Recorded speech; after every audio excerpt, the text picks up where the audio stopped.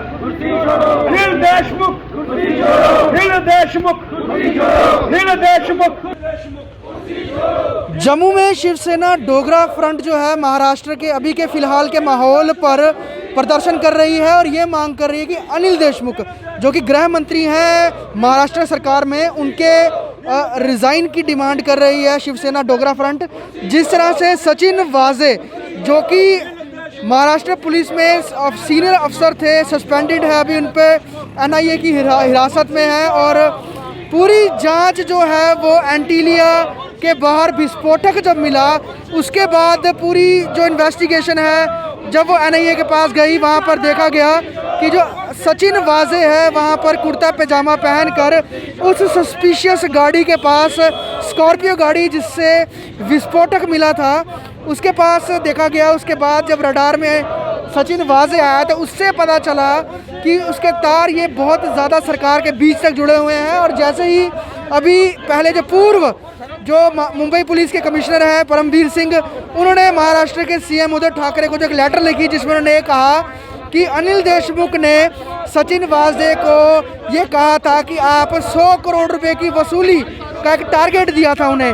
तो उसके बाद कहीं ना कहीं अनिल देशमुख जो कि इस समय शिवसेना के साथ सरकार मिलके बनाई हुई है, अगर हम NCP की बात करें या फिर कांग्रेस की बात करें, उसमें पूरी अभी सचिन वाजे की भूमिका और उसमें अनिल देशमुख की भूमिका पर इस समय सवाल जो है हर ओर उठ रहे हैं। अगर आप देखेंगे यहाँ पर शिवसेना डोगरा फ्रंट ने यहाँ पर एक यूनिफॉर्म भी रखी है जिसमें सचिन वाजे की तस्वीर लगाई गई है और ये कुर्सी जिसमें कि अनिल देशमुख की तस्वीर लगाई है। ये बताया गया है कि कुर्सी और वर्दी के जो इस मेल में कहीं ना कहीं आम जनता ठगी जा रही है और जो 100 करोड़ रुपए का टारगेट दिया गया था मंथली का, ये अगर एक अफसर को दिया गया है तो बहुत बड़ा महाराष्ट्र है, सिर्फ मुंबई की बात नहीं है, बहुत बड़ा महाराष्ट्र है। तो बाकी अफसरों की क्या किस तरह का काम करने की नीति होगी और सरकार के इन्फ्लुएंस में वो किस तरह से काम कर रहे हैं। तो महाराष्ट्र पुलिस की जो छवि पर धब्बा इस समय लगा हुआ है। हालांकि परमवीर सिंह के हटाए जाने के बाद जो नए पुलिस कमिश्नर महाराष्ट्र के मुंबई के आए हैं, उन्होंने ये कहा है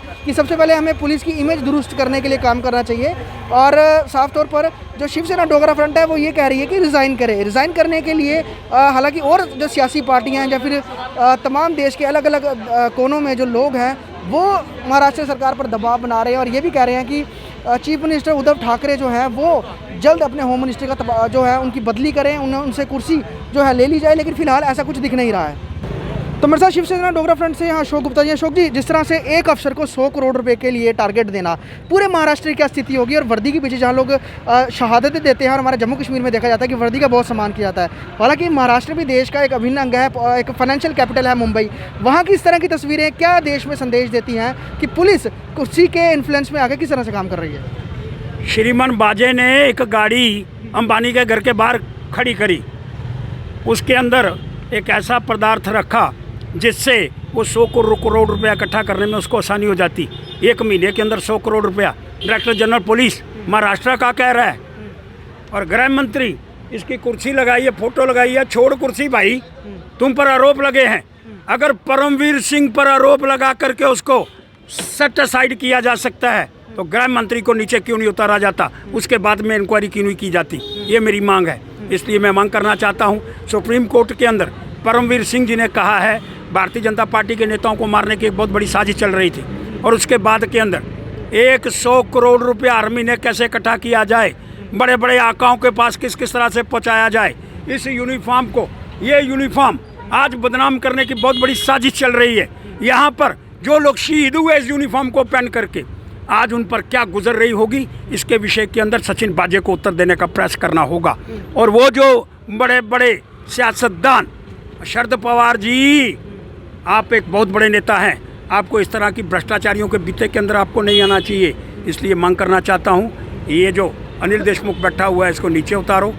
और आप अनिल देशमुख कह रहे हैं नीचे उतारो, लेकिन जो कई बड़े लीडर नेता जिन्होंने रामदास अठावले उन्होंने ये कहा है कि महाराष्ट्र में गवर्नर रूल लग जाना चाहिए। जिस तरह से शिवसेना पूरी सरकार को हैंडल कर रही है वो स्थिति में नहीं है, क्योंकि कोविड के दौरान भी देखा तो बहुत ज़्यादा केसेस देखे गए, अभी दूसरा स्ट्रेन है, महाराष्ट्र में बहुत ज़्यादा केसेस हैं। ऊपर से ये जो मिलीजुली सरकार के साथ सामने ये जो इस समय स्थिति बनी हुई है, पुलिस नहीं कंट्रोल हो पा रही, पुलिस का मिसयूज़ हो रहा है, तो वहाँ पर गवर्नर रूल लगाना चाहिए।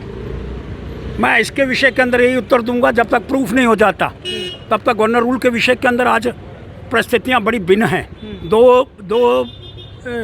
कंपनियां इंक्वायर कर रही हैं, एक स्टेट की है, एक दिल्ली की है।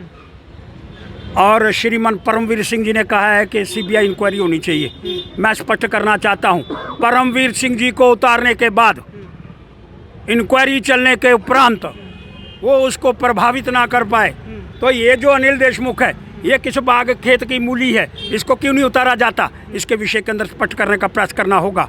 और ये जो वर्दी यूनिफॉर्म को अपमानित करने का प्रयास पूरे भारतवर्ष के अंदर हुआ है, ये बर्दाश्त नहीं है।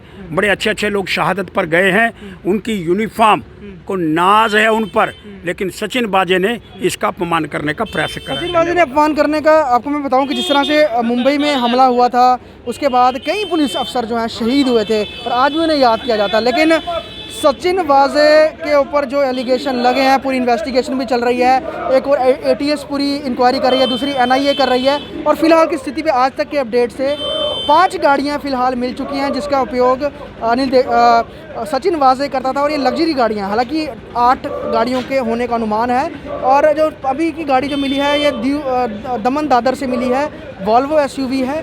लेकिन साफ तौर पर एंटीलिया से सचिन वाजे का क्या मसकेस है, क्या और इन्वॉल्वमेंट है, उसकी छानबीन में एनआईए लगी है। और जब तक पड़ताल पूरी नहीं होती, यही जो अलग अलग सियासी दल हैं वो ये डिमांड कर रहे हैं कि फ़िलहाल अनिल देशमुख को कुर्सी से हटाया जाना चाहिए, क्योंकि उनके कुर्सी पे बैठे हुए जो जांच है वो निष्पक्ष नहीं होगी। वीडियो जर्नलिस्ट शर्मा के साथ ख्वाहिश पटेल, स्टेट टाइम जम्मू।